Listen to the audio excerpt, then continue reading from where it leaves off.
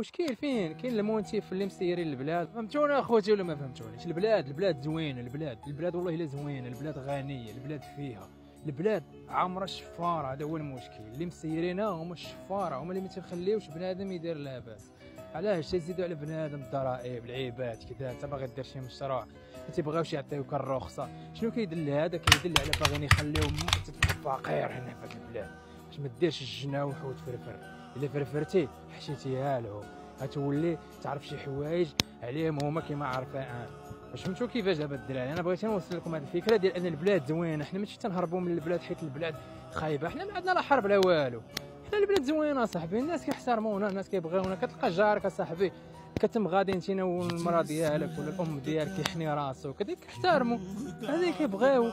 يعني انت عايش في البلاد ديالك، انت شريف. ولكن المشكل فين؟ كاين المونتيف اللي مسيرين البلاد اصاحبي. وفيق معنا شي شويه وتواقد اصاحبي، راه البوراحه ما شحال.